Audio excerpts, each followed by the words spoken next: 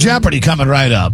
And tickets for Nickelback. And a box of Shake and Bake It Will. That's at 8:30 this morning on Big 100. I told you I was going to talk about what happened in Memphis. Mm-hmm. Now, it was pointed out to me yesterday on social media that yesterday was the 15th anniversary of the final episode of the Don and Mike show. Yep. And I look back on that now and I think, I'm in such a much better place now 15 years later than I was. My life was a mess 15 years ago. That's why I had to leave that show and step aside. But was great years on that show. I'm proud of everything we did on the Don and Mike show. And I read you a note from Diana, my former producer, who's in town today and is listening today. She's from here. Anyway, I thought I got an email about this and I should talk about it. When we used to go to Memphis every year for Elvis' Death Day, right? When it was a big deal. Mm-hmm. Well, one of the first years that we were there, I was in some sort of disarray with my Maryland driver's license, if you can imagine that. There was some sort of deal where, I don't know, it's that old bugaboo, like there was a parking ticket or something that hadn't been paid. And I knew about it, which is why when we went to Memphis, Mike O'Mara rented the car. Because we knew that my driver's license was good to get me on an airplane, but if they ran my license, they'd find out that I had a parking ticket or whatever. I knew this going into it. Everybody knew this going into the whole trip. So we rented a big old Cadillac like Elvis would have. And it was the five of us driving around in a Cadillac with the convertible and going to the donut place when it said hot outside. The hot and fresh donuts, we get them right off the rack and eat them like Elvis would. Anyway, we went back to the hotel that night. We were in Memphis for the weekend, going to do the show on Monday. So Sunday afternoon, I said, "Damn, I'm hungry." We were staying like in a strip motel that was pretty close to Graceland, really cheap little motel. We had 5 rooms right next to each other. I knocked on the door, and Mike's door, and he was sleeping. Been out drinking. We'd been partying the night before, Saturday night. Right. This was Sunday. I don't know, before noon. I go like, "Hey, wake up, wake up!" He comes to the door. He goes, "What?" I said, "I'm starved, man. I want to go to Burger King." Just wait. Come on, just give me the keys to the car. "Oh, come on, man. You don't have your license." It's not. I said, I got a license. Nothing's going to happen. Come on, just give me the keys. I'm starved. All right. So he gave me the keys. I get in the car.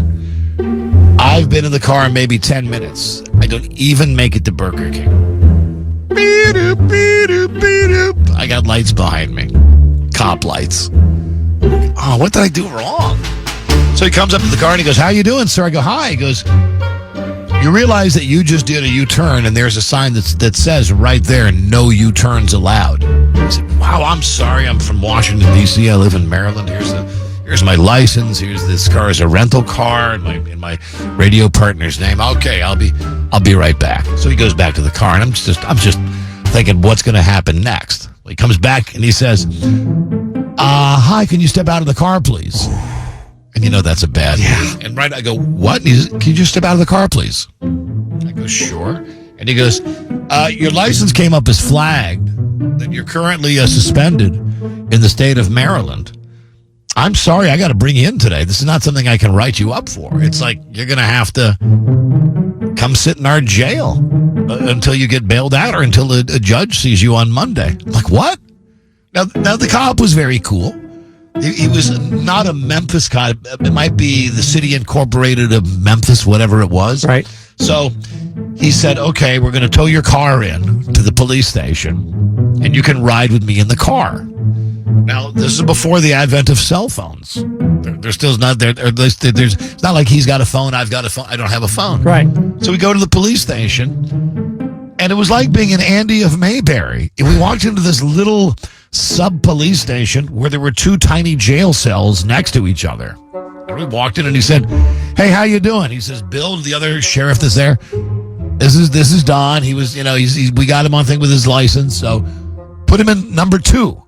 He put me in cell number 2, shut the door, and the guy comes by, the sheriff comes by and goes, "Can I get you a sandwich or something to drink?" I said, "Yeah, I'm starving. I was trying to go to Burger King." He says, "Well, there's a place right around the corner. We want like a ham and cheese?" I go, "Yeah, that'd be great." "You want Coke or Pepsi?" I got Coke, please.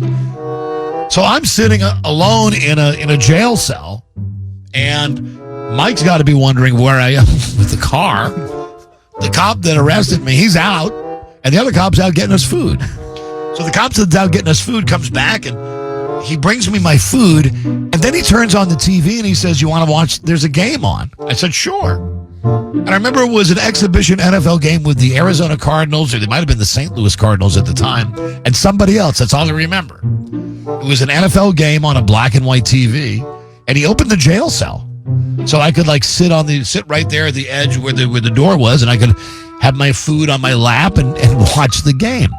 Now, during this time, the guy that was the arresting officer, he came back, and he said, okay, how you doing? I said, hey, you guys have treated me great. Well, what can I do? What fine do I have to pay? He said, well, first we got to get you bailed out. We got to figure out that. You get one phone call. So I called Mike. It's like, hey, buddy. It's like, hey, where are you?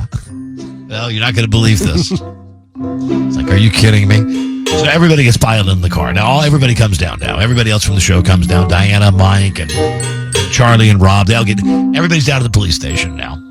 And we're coming in, and Mike says, it's like $1,000 or something. Let's call your wife. I'm like, no, I'd rather stay in jail till Monday. Don't call my wife. So Mike says, how about I call our agent? That's a great idea. That's what you have an agent for. Call our agent. So Mike goes to the other room, calls the agent on the cop's phone. He comes back and he says, yeah, he's going to handle it. No problem. And then the rest of them left, and it was Mike and I and these cops for about 45 minutes, having sandwiches and chips and watching this game and talking about sports that were very, very nice. And then at one point, the arresting officer came back and he said, all right, yeah, you're taken care of. The money was wired here, so you're good to go. I'm going to write you up on this, and when you get back to Maryland, you're going to have to handle this, but don't let me see you behind the wheel again. Like, okay, thank you. And we left, and Mike starts yelling at me.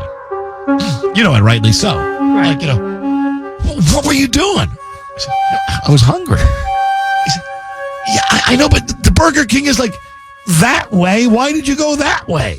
I said, I saw an Elvis thing the other time. I was going to drive down to the Elvis store. He said, if you just made a left-hand turn and went to Burger King, actually you could have walked to it from where we were, but I had to be Mr. Big Shot in the car. So anyway, that was it. And then we had to call the agent on Monday, and explain everything to him, because all he knows is that he was in whatever. He was in his swanky tennis club or whatever on Sunday in Chicago and got the call that I was in jail in Memphis. And he had to wire down $1,000 or whatever it was. So we had to call him. And then he called my wife, and he told my wife about it. No. Yeah, so anyway, that's the story of when I got arrested in Memphis. And the thing is, that thing hung out on my license for years and years and years, because then we moved to Virginia, and then we moved back to Maryland.